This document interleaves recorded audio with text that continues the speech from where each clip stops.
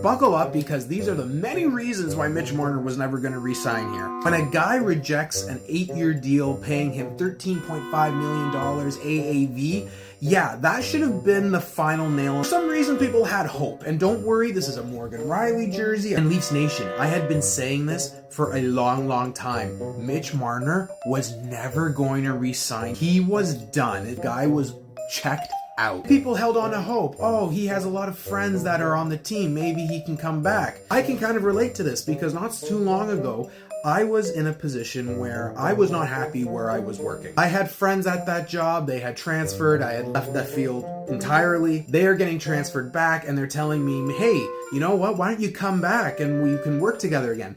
No. And it doesn't matter what happens with Austin Matthews, Justin Bieber. Mitch Marner was done. And I can relate to that. I understand that. Starting right off the bat, Lou Lamoriello did not want to pay Mitch Marner his Class A bonuses on his entry-level contract. Austin Matthews got him, and when Austin Matthews signed his extension, within maybe half an hour, Marner's agent, Darren Ferris, makes it all about Mitch and how Lou refused to pay his client those bonuses. This continues to bleed into extension talks because Marner initially wanted to do a $64 million deal over 8 years. The Maple Leafs said no, kind of saying, look, you didn't give us those bonuses. We want to get that profit into this contract. Again, the Leafs are like, no. The whole Mike Babcock situation, that didn't help. Marner also got his Range Rover or Land Rover jacked in Cineplex on Islington. That happened. Not saying this was a determining factor, but this is a pile-on effect. There was a lot of harassment going Mitch Marner's way to the point where they were throwing garbage on his front lawn.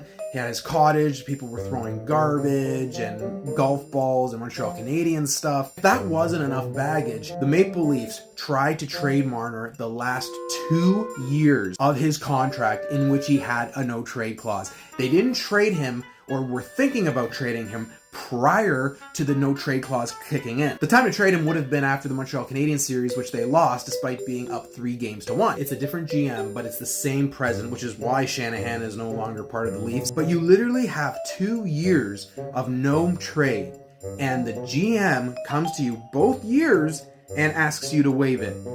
What do you think was going to happen there, Brad and Shanny? Especially this past season, Leaf fans are upset that Marner chose not to waive his no trade to go to Carolina so that the Leafs could get Mikko Rantanen. But you have to put this in perspective. Marner's wife was just about due to give birth. To think that Brad Treliving thought Marner was going to waive the no trade while his wife was in another country going through this pregnancy is absolutely absurd. When you get that context, I am not mad at Marner for waiving it. It's his contractual right, which you gave him, Maple Leafs, that he can refuse that. And unfortunately, that's what ended up happening. Now, Marner's going to walk for nothing. And Darren Ferris has been a complete pain in the butt to negotiate with, taking his gripes to the media, which we all know is Darren Dreger, and just making a spectacle over every little thing.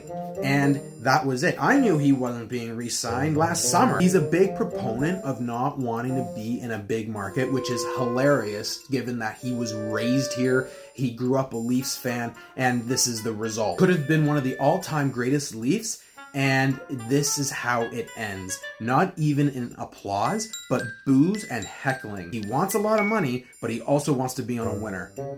Good luck.